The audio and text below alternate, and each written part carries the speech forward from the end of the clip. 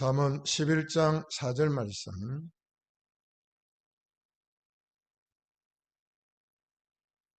함께 봉독합니다. 시작.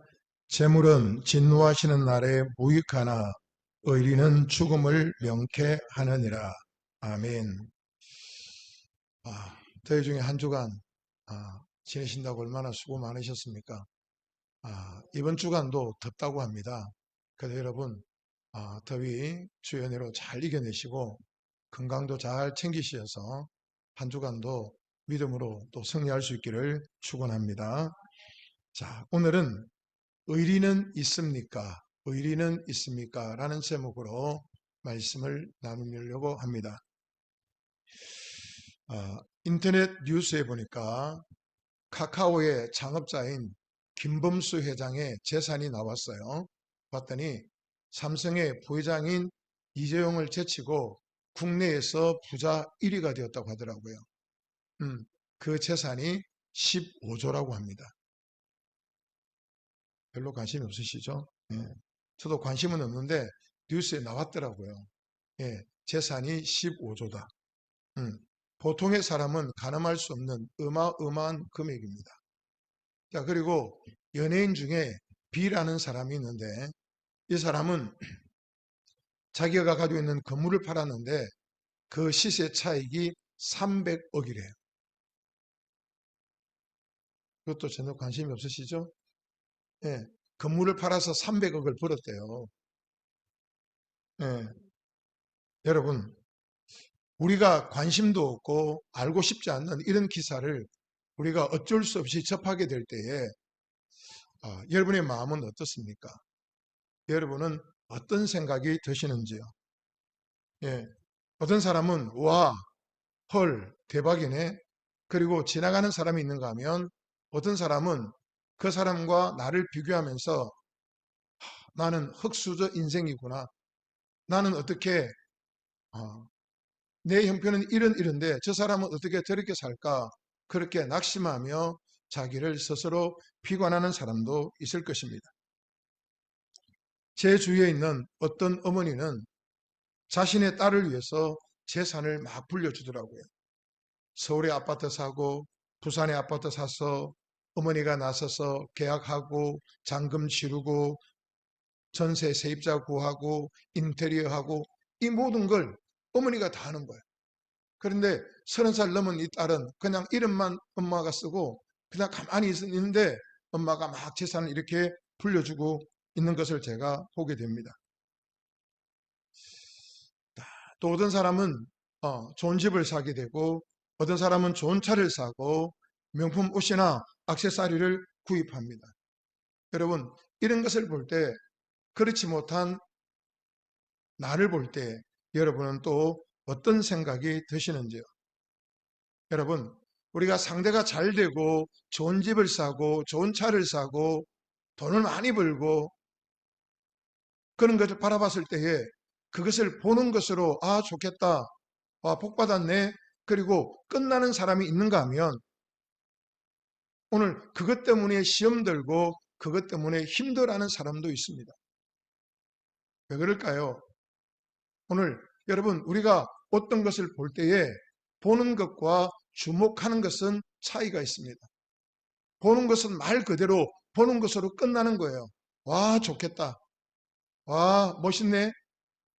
그것으로 끝나는 거예요. 그런데 주목하는 것은 내가 주목하는 그것으로 인하여 어떤 영향을 내가 받는다는 겁니다. 어떤 사람이 집을 샀어요. 그런데 집을 사고 보고 좋겠다. 얼마나 좋을까. 그리고 끝나면 그건 본 거예요. 그런데 그것을 보고 나서 나는 내 집은 이런데 나는 이렇게 사는데 저 사람은 저렇게 살고 나는 왜 이렇게 살아야 되는 거지? 그러면서 탄식하고 힘겨워하는 사람은 상대가 산 좋은 집을 본 것이 아니라 주목했던 결과입니다.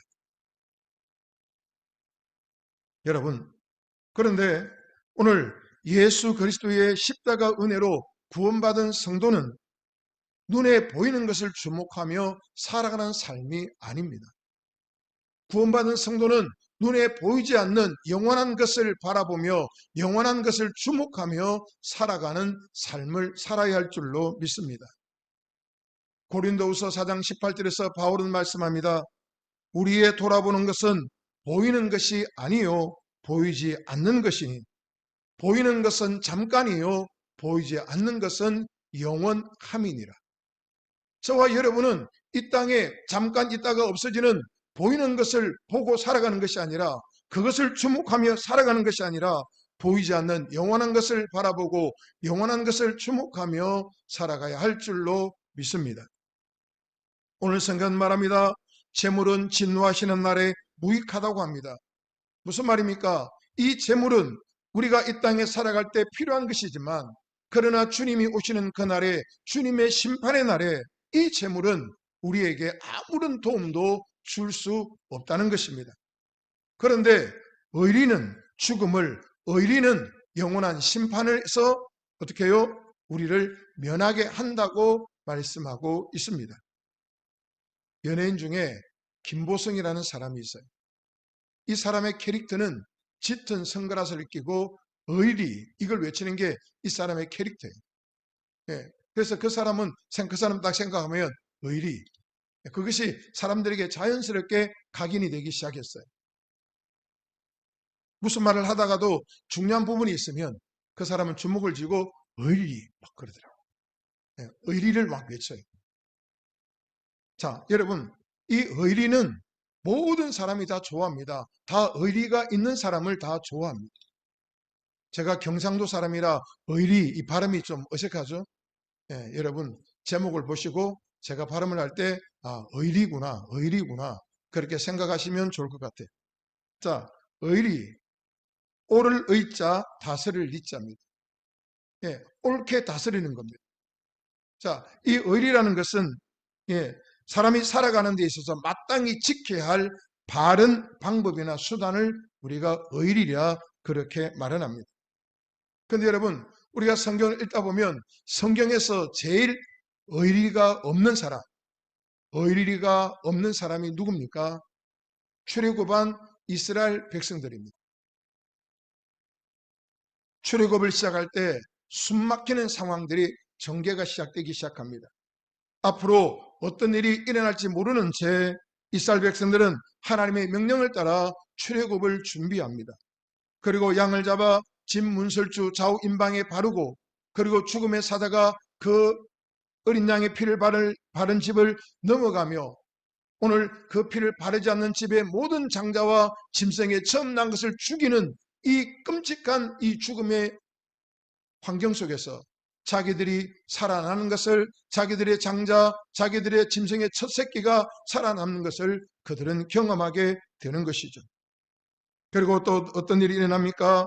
바로가 이스라엘 백성들을 출애굽을 허락했을 때에 하나님께서 애굽인들의 마음을 감동감화 시키셔서 이스라엘 백성들이 원하는 대로 모든 것을 내어주게 하셨어요. 검은 보와 좋은 옷들, 그리고 먹을 것들, 짐승들 다 원하는 대로 다 주게 하셨어요. 그래서 이스라엘 백성들이 수레에 검은 보화를 가득 실었습니다. 좋은 물건들을 가득 실었습니다. 양식을 가득 실었습니다. 그리고 그들이 애굽에서 탈출을 하게 되었던 것입니다. 그런데 조금 있다가 오늘 바로가 정신을 차리고 오늘 이스라엘 백성들을 다시 잡으려고 애굽 군대를 보냅니다. 그런데 어떻게 됩니까? 오늘 이스라엘 백성들이 앞을 가는데 앞에 홍해가 가로막고 있습니다. 뒤에는 애굽의 군사가 쳐들어 잡으려고 달려옵니다.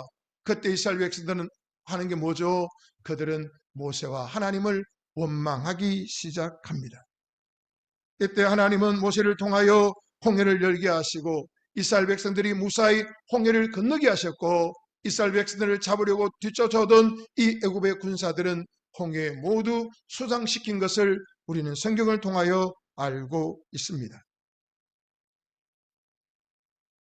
그런데요, 오늘 이스라엘 백성들이 그렇게 홍해를 건널 때 미리암이 소고를 치고 하나님을 찬양하며 춤을 추고 이스라엘 백성도 하나님께 같이 영광을 돌렸습니다. 그런데 그들이 홍해를 건너고 나서 3일 길을 가는데 물이 없는 거예요.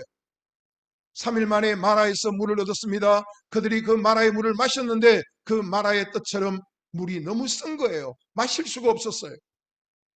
그때 그들은 주저하지 않고 원망하고 불평하기 시작합니다.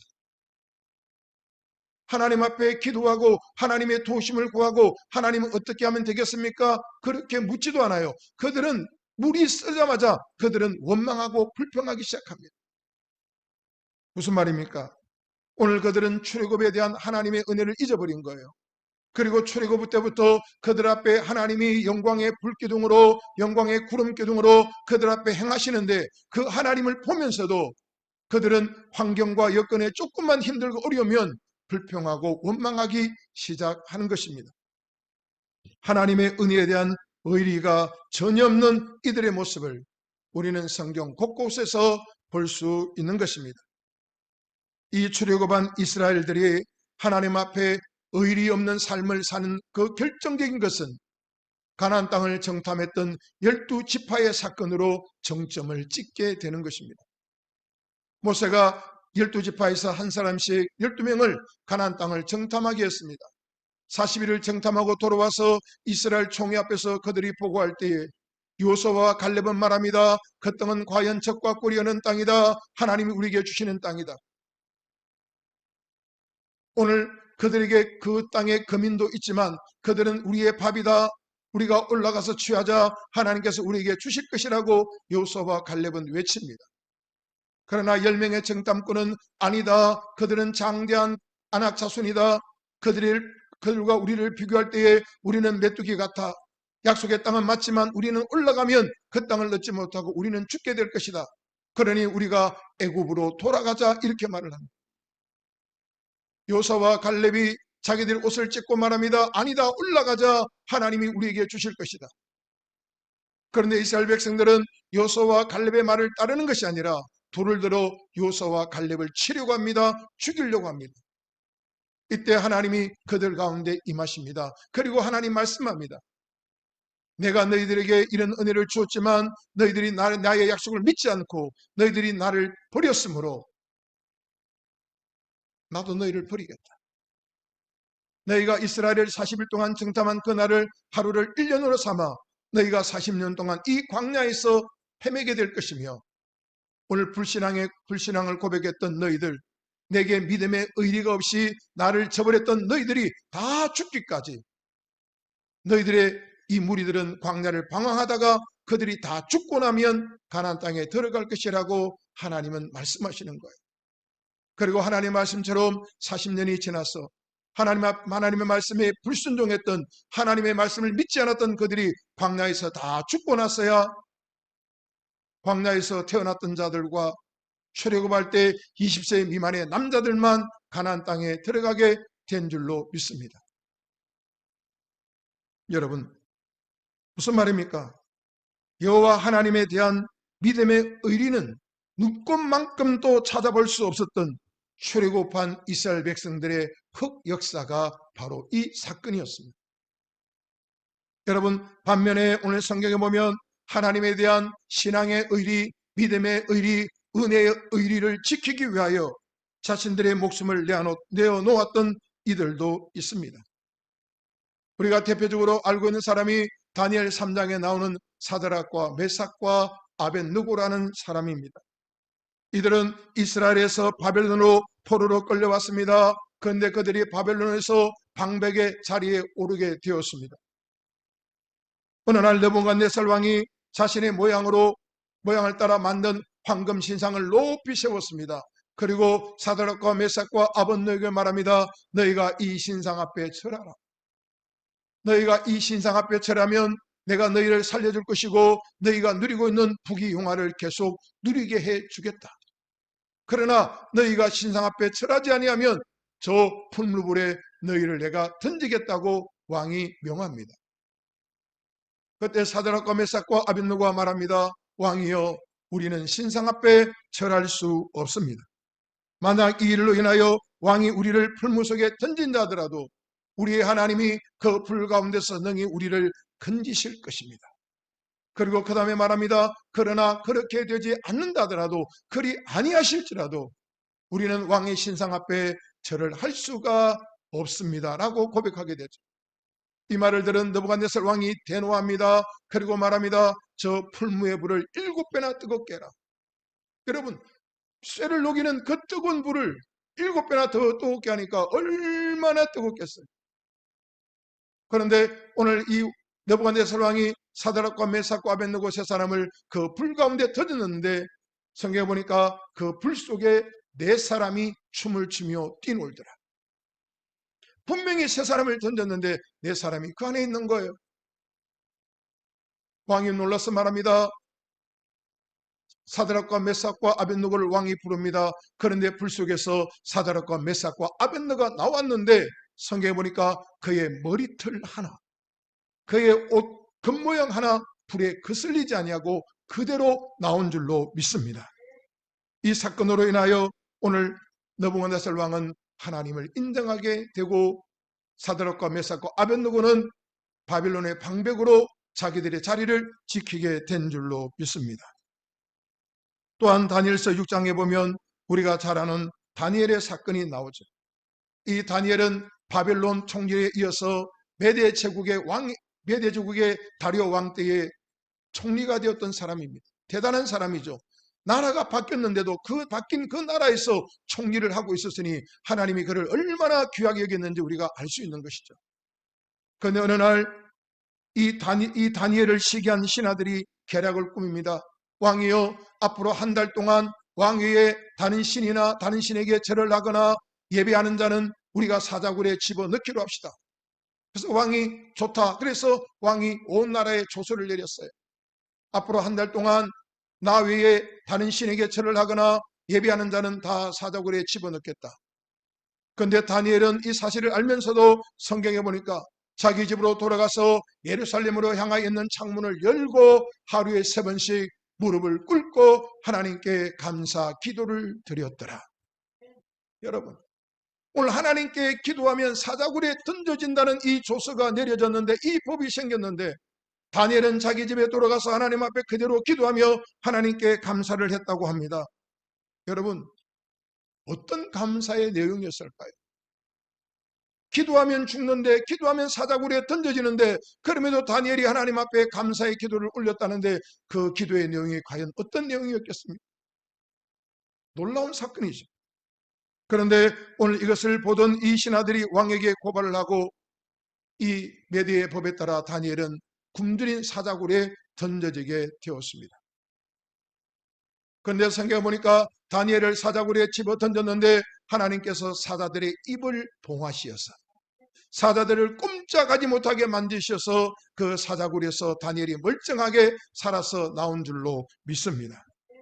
그러고 나서 이 다리오 왕이 이 신하들이 다니엘을 죽이려고 이런 나쁜 짓을 했다는 것을 알고 나서 다리오 왕이 이 신하들을 사자굴에 던지라고 말합니다. 성경에 보니까 이 신하들을 이 사자굴에 던졌을 때에 이들이 땅에 닿기도 전에 사자들이 뛰어서 그들의 뼈가 으스러지기까지 물어 죽였다고 성경은 말씀하고 있는 것입니다. 여러분, 여호와 하나님에 대하여 죽음의 위협 앞에서도 믿음의 의리를 지켰던 사드락과 메삭과 아벳느고와 다니엘을 하나님은 지키셨고 도와주셨고 살리셨고 높이시고 영광 받은 줄로 믿습니다. 반면에 여러분, 하나님과 믿음의 의리를 지키려다가 죽어간 많은 사람들도 있습니다. 하나님과 믿음의 의리를 지킨다고 다 잘되고 다 잘 살은 것이 아니라 많은 사람들은 죽어갔어요. 우리나라에 복음이 들어올 시기에 많은 개신교 선교사들이 우리나라에 들어오기 시작했습니다. 최초의 개신교 선교사인 영국인 토마스 목사의 순교를 시작으로 많은 하나님의 사람들이 이 땅에 복음을 전하러 들어왔다가 이 땅에서 죽어갔습니다. 자기 나라를 떠나서 영국에서, 호주에서, 그리고 미국에서, 캐나다에서 배를 타고 머나먼 조선까지 와서 복음을 전하려다가 많은 사람들이 순교의 피를 흘렸고 그 순교의 피 위에 이 땅의 교회가 세워진 줄로 믿습니다. 또한 우리나라의 순교자인 주기철 목사님은 일제의 핍박 속에서도 끝까지 신앙의 절개를 지키셨어요. 일제가 배교하도록 그렇게 강요하고 고문을 해도 끝까지 믿음을 지키니까 하다 안 되니까 일본 사람들이 어떻게 하냐면 송판에다가 대못을 박는 거예요. 대못을 박아서 어떻게 해요? 거꾸로 세운 겁니다. 그러면 못들이 뾰족뾰족 나올 거 아니에요. 주기철 목사님을 맨발로 그 목길을 걷게 하는 거예요. 여러분 한번 생각해 보세요. 우리가 못에 찔려도 피가 나도 아픈데 그 못으로 만든 길을 걸어간다고 생각해 보세요. 그것도 갔다가 돌아오게 한다고 생각해 보세요. 그 아픔과 고통이 얼마나 크겠습니까? 그럼에도 주기철 목사님은 믿음을 저버리지 않았습니다. 신앙의 절개를 꺾지 않았습니다. 그러니까 하다도 안 되니까 결국은 이 일본 사람들이 주기철 목사님을 죽여버렸어요.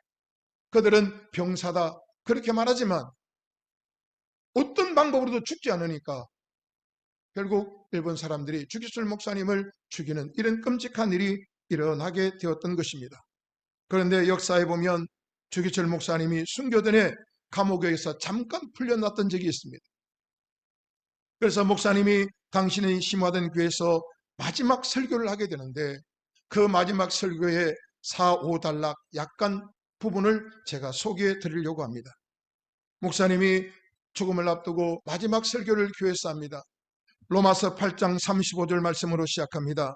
누가 우리를 그리스도의 사랑에서 끊으리요? 환난이나 공고나 핍박이나 기근이나 적신이나 위험이나 칼이랴. 그리고 목사님 말씀을 이어갑니다.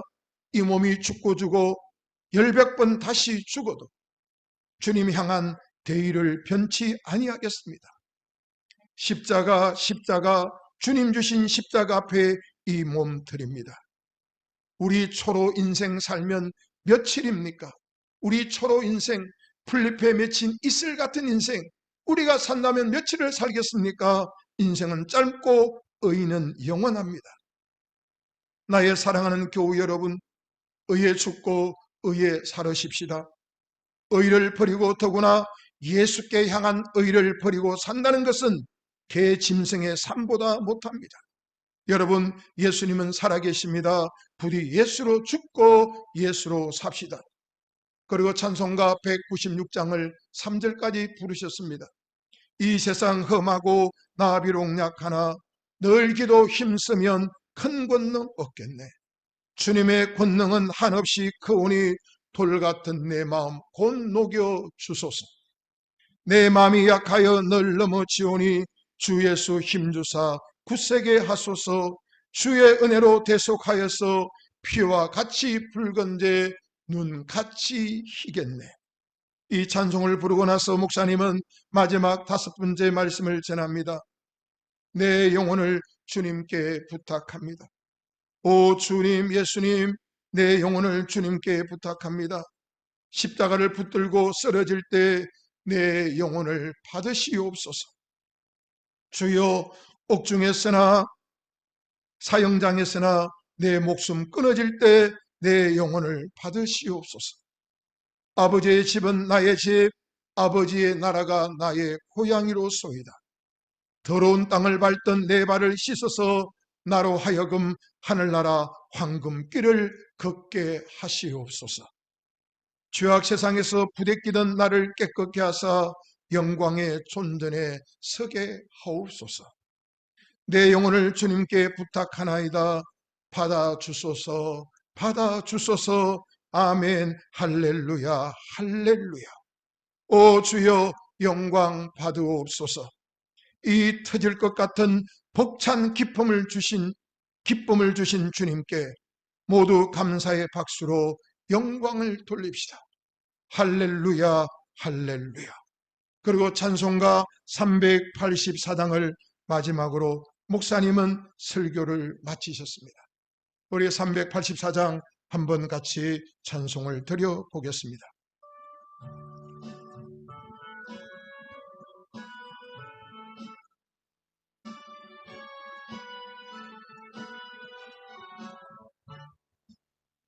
내 주는 강한 성이요 방패와 병기 되시니 그 난란에서 우리를 구하여 내시리로다.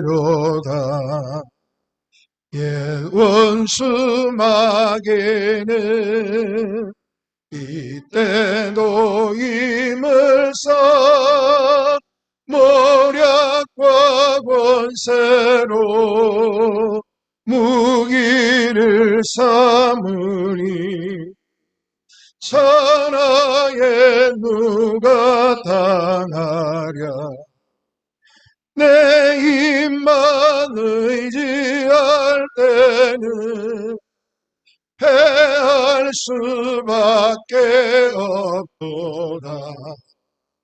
힘 있는 장수 나와서 날 대신하여 싸우네. 이 장수 누군가? 주 예수 그리스도가 만군의 주로다. 당할 자 누구랴? 반드시 이기리로다. 이 땅에 마귀들 끌어 우리를 삼키려 하나. 겁내지 말고 서거라. 진리로 이기리로다. 친척과 죄물과 명예와 생명을 다 빼앗긴데도 진리는 살아서 이 나라 영원하리라. 아멘. 주기철 목사님은 이 찬송을 마지막으로 순교의 길을 가셨던 것입니다. 바울은 갈라디아서 2장 20절에서 고백합니다. 내가 그리스도와 함께 십자가에 못 박혔나니 그런 적 이제는 내가 산 것이 아니요 오직 내 안에 그리스도께서 사신 것이라. 이제 내가 육체 가운데 사는 것은 나를 사랑하사 나를 위하여 자기 몸을 버리신 하나님의 아들을 믿는 믿음 안에서 사는 것이라고 사도 바울은 고백을 하고 있습니다. 여러분, 오늘은 우리는 어떤 믿음 안에서 살고 있습니까? 나는 어떤 믿음 안에서 살고 있습니까? 오늘 성경 말합니다. 의리는 죽음을 명쾌하느니라. 의리는 심판에서 우리를 건지시느니라 말하고 있습니다.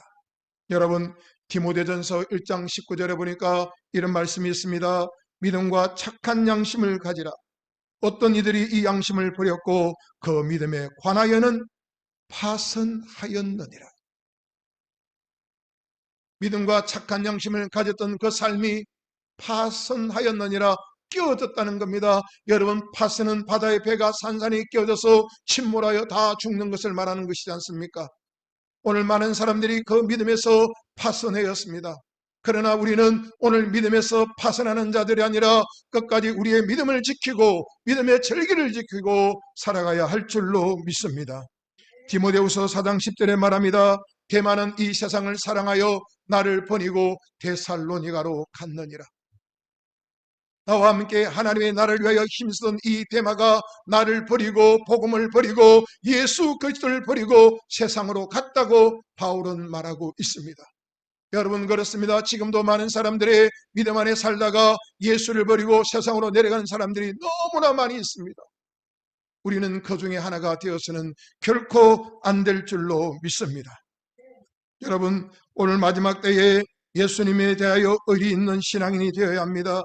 그런데 여러분, 우리가 예수님에 대하여 의리 있는 신앙인의 삶을 살려면 이것은 내 힘으로, 내 결심으로, 내 의지로는 되지 않는다는 사실입니다. 하나님께서 도와주셔야 합니다. 성령께서 도와주셔야 우리가 이 믿음을 가지고 살 수 있는 것입니다.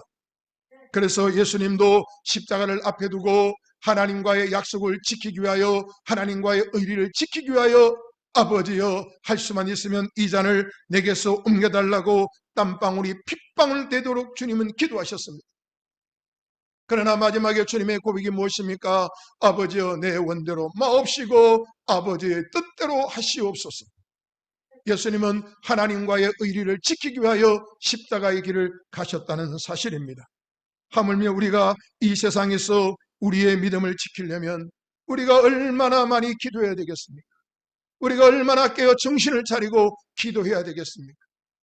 여러분, 오늘 우리의 힘으로는 믿음을 지킬 수가 없어요. 우리의 힘으로는 믿음의 의리를 지킬 수 없어요.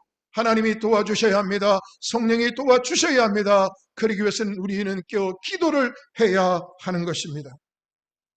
마태복음 10장 32절 33절에서도 예수님은 의리 없는 자는 나도 아버지 앞에서 저를 모른다 하겠다고 예수님은 말씀하셨습니다.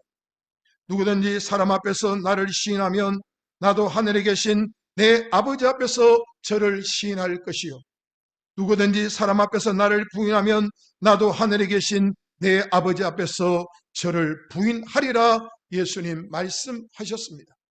여러분, 무슨 말입니까?